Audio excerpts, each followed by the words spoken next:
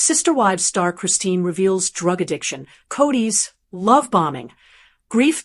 Hello everyone, welcome back to my channel. Her time as a sister wife may be over, but Christine Brown Woolley isn't done sharing her story. In her new memoir, out now from Simon & Schuster, the TLC show star shares an unfiltered look behind the scenes of the popular reality show, Sister Wives, and her relationship with Kody Brown. In its upcoming 20th season, the show will continue to follow the lives of the Browns, even now that the first three sister wives, Mary, Janelle, and Christine, have left Kody. Brown Woolley's sister wife isn't just a rehash of their joint 2012 memoir, Becoming Sister Wives. Brown Woolley gives a candid look at how she left Kody, sharing lessons learned on toxic relationships, motherhood, religion, addiction, and finding real love. Christine Brown Woolley's oxycodone addiction during Sister Wives. Among the book's bombshell revelations was an addiction Brown Woolley writes she never shared with the cameras. In 2016, after a surgery to repair a torn ACL and meniscus, Brown Woolley got addicted to oxycodone. She writes, originally prescribed the pills for pain management, she soon found herself counting down the hours until she could take her next one. After a while, she realized she wasn't taking it for her knee anymore. It was Janelle's daughter Maddie who called her out and told her she needed to make a change. Brown Woolley's daughter and mom helped her get rid of the rest of the pills. She says she was open with her kids about what happened.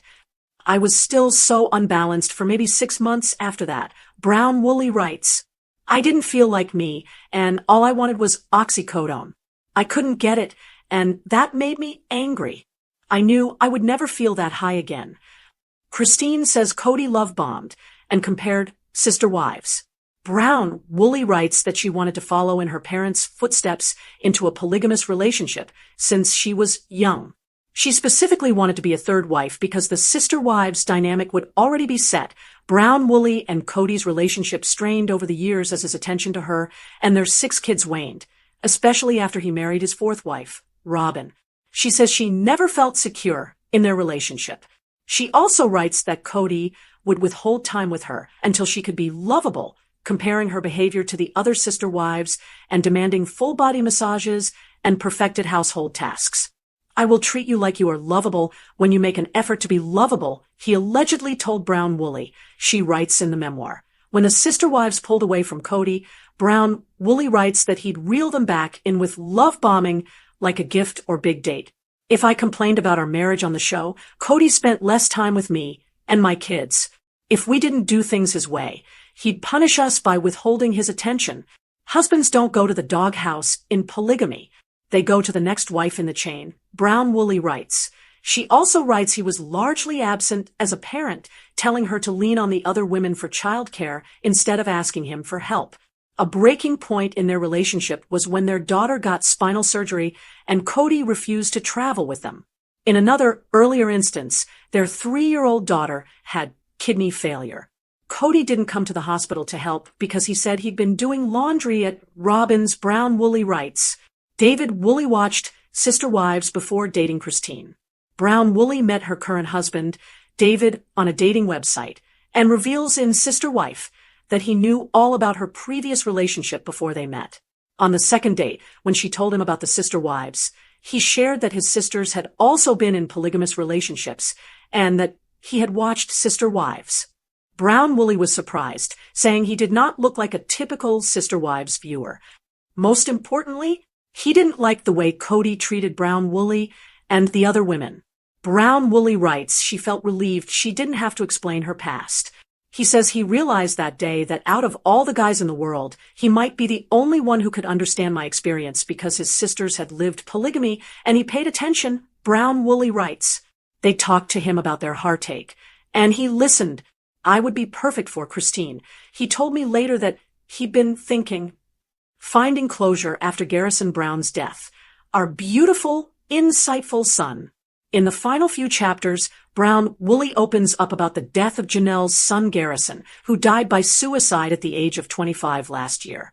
Janelle has since opened up about how his substance abuse played a role in his death. In her memoir, Brown Woolley says that conversation led her to a more open and honest awareness about her own drinking habits and to watch for signs in our other kids. We all understood we might lose Garrison, but we thought he might overdo it one night. Or he would crash his car. We don't talk about alcoholism in the young or about death by suicide. He was so young, Brown Woolley writes.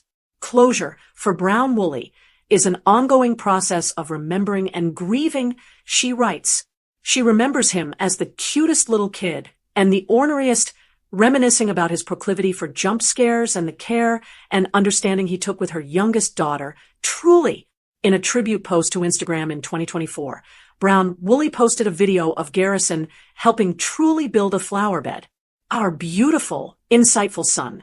She writes in Sister Wife. Christine's journey into addiction began in 2016 after a knee injury requiring surgery. Having never taken oxycodone before, she admits that if something hurt, she turned to ibuprofen or aspirin. But this was different. On the third day post-surgery, feeling flu-like aches, she took a pill and everything vanished. Suddenly, the drug's effect went beyond pain management. It gave me the best high I ever felt. I was on top of the world, and I could accomplish everything. She writes, The Sun, People.com. In that state, Christine describes feeling unstoppable. She even timed her doses to arrive on set ready to film, fueled by euphoric confidence. Oxy made the set fine. I could do anything on Oxy. Okay, magazine, primetimer.com. But with the high came the inevitable crash. Within 45 minutes, a wave of sadness followed, and all she could think about was the next dose. The Sun, primetimer.com. The addiction spiraled quickly, only 2 weeks in, and the turning point came when Maddie, Janelle's daughter, confronted Christine. You're a mess. I miss you. We all miss you. We all need you back. So whatever you're doing, figure it out, Maddie told her. The Sun, Mia. Christine then confessed to Kody. She broke her pills in half, even giving some to her daughter Aspen, hoping to make them last, but the habit persisted. The Independent, The Sun. Eventually, Kody took the young girls out of town for a weekend, leaving Christine alone. She spent it in bed, sobbing through repeated viewings of Pretty Woman, unable to cope. The Sun, primetimer.com. With her mother's support, she surrendered the remaining medication and began recovery, though it would take a grueling 6 months to feel grounded again. The Sun, People.com. Christine reflects on how fast she fell into dependency and how long it took to rediscover herself. It was that fast to become addicted, and then that long to find myself again. She writes, The Sun, primetimer.com.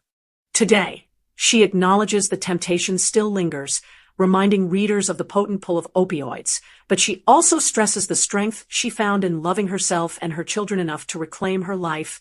The Sun, People.com. Love bombing and emotional distance. Christine also illuminates the emotional dynamics of her marriage with Kody.